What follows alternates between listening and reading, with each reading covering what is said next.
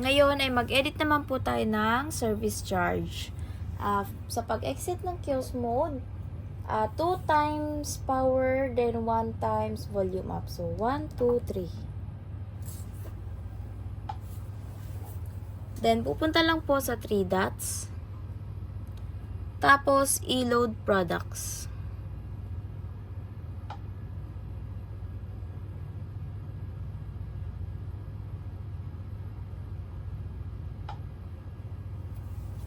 Sa e-load products, may kita po dito yung mga listahan ng providers.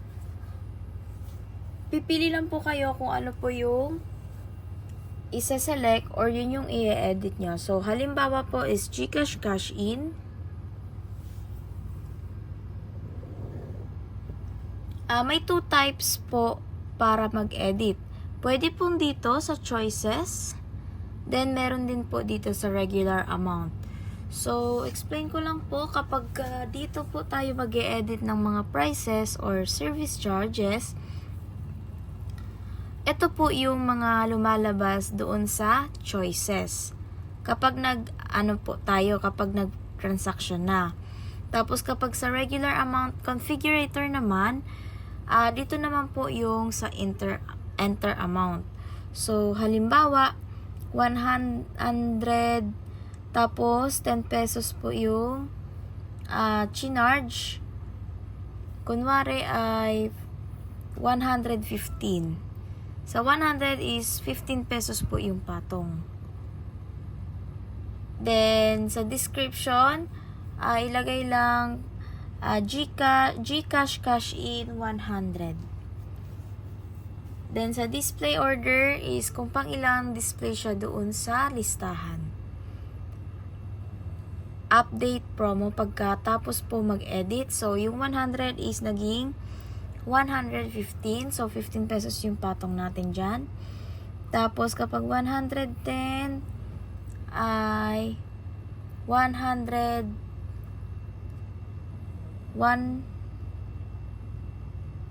So, 15 pesos, 'di ba? So, halimbawa ay 15 pesos yung dagdag. So, 110 125. Tama? Halimbawa lang. So, GCash Cash In 110. Display order is 1. So, update promo. So, bali ito 0, 1, 2, 3 hanggang 5,000 po. So, ang pwede po per transaction sa ating machine is 100 ang minimum. Then, ang maximum is 5,000 po per transaction. So, as you can see po, yung 1,000 is 30 pesos po yung patong. Kapag gusto nyo po magdagdag pa, press plus lang po dito sa right lower corner. Then, ilalagay yung promo code or keyword. So, halimbawa ay GCash 5,000. Tapos, ang price natin is, so, halimbawa, 30 sa 1,000. 3, 6, 9, 12, 15. So, 5,150. Tapos, ulitin lang, GCash Cash In. Kahit pwede GCash 5,000 or GCash Cash In 5,000. Kayo po ang bahala. Basta yun yung sa description, yun po yung may kita ni customer kung anong meron po doon sa promo na yun. Display order, lagay ko 0. So, yun po yung magiging nasa unahan. So, ayan. Mapupunta siya sa unahan. So, 5,150. So, punta naman po tayo sa regular amount. Regular amount, ito po yung sa enter amount dun sa transaction. May sample syntax po dito sa baba. Isang range tsaka isang specific. Isang range tsaka isang specific. So, kung nakikita nyo po sa example niya, yung range po ay ginamitan ng hyphen or dash. Then, kapag specific naman, ginamitan po ng comma or quit. So, halimbawa, yung 100 ay 10 pesos. Take note po kung ano po yung inedit yung charge po dito, yun din po yung ilagay nyo doon sa configurator. Kasi kung hindi po sila pareho, kapag ka nag-choice po si customer doon sa transaction, halimbawa dito sa choices, 'di ba? 15 pesos po yung pinatong natin. Tapos sa configurator, yung 100 ay nakalagay dito is 10 pesos. So check natin ha para po makita nyo yung sinasabi ko po or yung tinutukoy ko.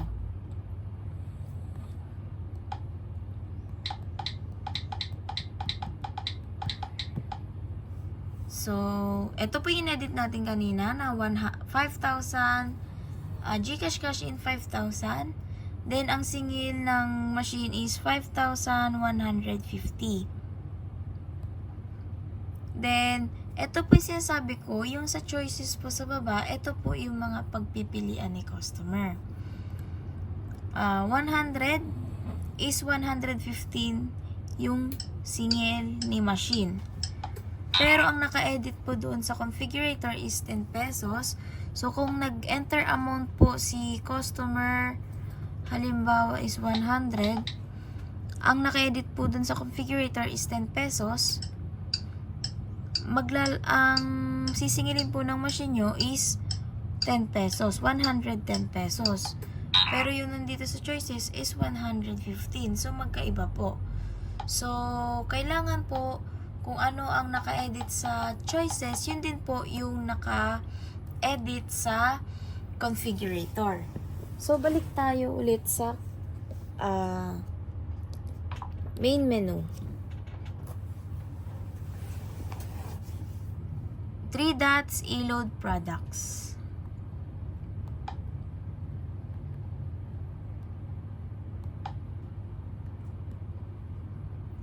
Ayan, kung ano po yung naka-edit dito sa choices, sa baba, yun din po dapat yung naka-edit sa configurator. Sorry na po kung paulit-ulit ako sa sinasabi ko.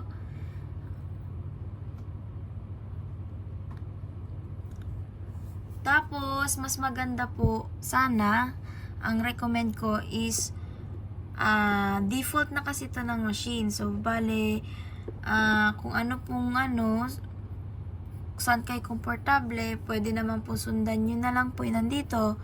Or pwede rin po yung recommend ko na burahin po muna lahat. Para magsimula po ulit kayo sa simula. Para hindi po masyadong magulo. Then, di ba po yung sa sample syntax, may dalawa is yung range tsaka specific. So, kapag binura ko po yung nandito, burahin nyo rin po yung lahat ng nandito sa choices. Para po back to 0 po tayo. Para hindi po magkalituhan. So, delete po lahat.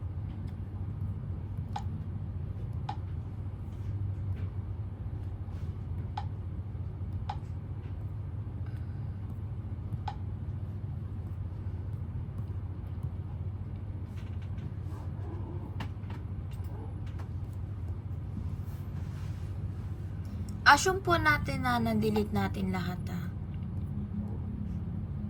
sige. Masyado naman tagal pagka Assume po natin na nabura na to lahat. So, back to 0 po kayo. Mas maganda may listahan na po kayo ng mga charges ng inyong mga service para po mas madali po nyong mag-guide kung ano yung mga i-edit nyo. Tapos, dito pala sa configurator, halimbawa, tanggalin natin lahat. Sundan po kung ano yung format na nandito sa sample syntax. Kasi kapag nagkamali po kayo sa input ng keyword, magi-invalid po dun sa enter amount kapag nag-transact na po si customer. So, halimbawa, 10 to So, bali hindi tayo, 100 pala ang minimum. So, 100 space, dash, space, kunwari ay 400. 499. To be specific, space, equals, greater than, space, tapos sa dulo kung magkano po yung charge nyo. Halimbawa is 10 pesos, then semicolon. Then to enter, dalawang enter, 499. Ang next is 500 space minus space halimbawa is 1,000 space equals greater than semicolon pala to, kalimutan. Then 15 pesos halimbawa lang po so on and so forth hanggang makapunta po kayo sa 5,000. Pwede pong combination ng bracket, pwede rin pong combination ng specific. If ever po halimbawa ang ilalagay nyo 1,000,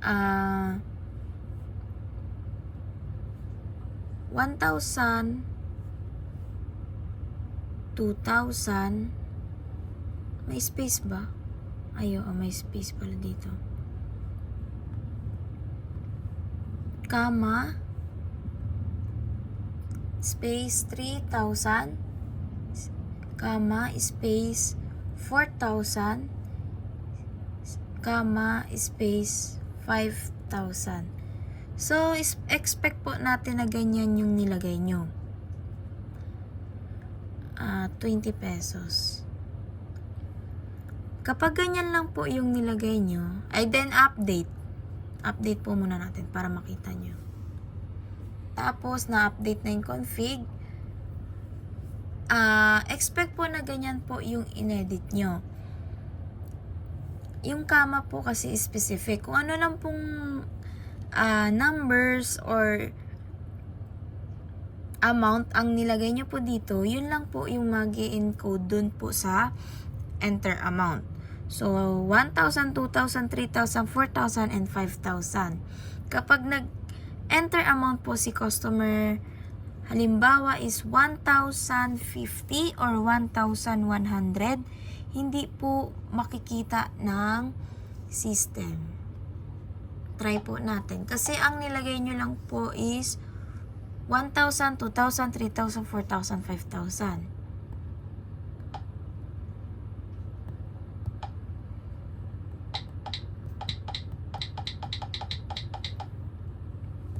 Enter amount. Ang naka-encode doon is by 1,000. Ang kunwari ang nilagay ni customer is 1,500. Mag-unavailable po. Kasi wala po doon sa configurator nyo. Ang ginamit nyo po kasi is specific.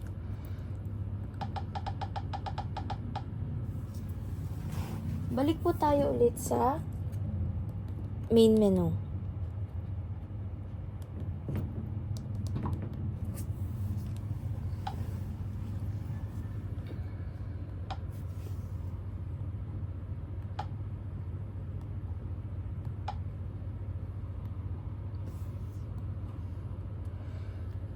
Tapos, again po, kung ano po yung edit nyo sa configurator, yun din po yung i-edit nyo dito sa choices. If pwede naman pong mas maganda, ganyan, 1,000, 2,000, 3,000, 4,000, 5,000, tapos, dalawang enter, ang next nyo nang ilagay, yung gitna po ng mga to. Halimbawa, 1,001, hanggang space, hyphen, space, bago mag 2,000 is 1,999. Space, equals, greater than, 20 yung charge, semicolon. So, ganyan po. Then, next ulit is, pagitan naman ng 2,000 tsaka 3,000. So, hindi nyo na i-encode yung 2,000 kasi nandito na po siya sa specific. So, ang next is 2001 space hyphen space 2999 space equals greater than halimbawa 20 pa din, semicolon, then so on and so forth hanggang 5,000 po. Hanggang 4,999 I mean. Then press update. Tapos hintayin lang po mag-update. Regular load config updated.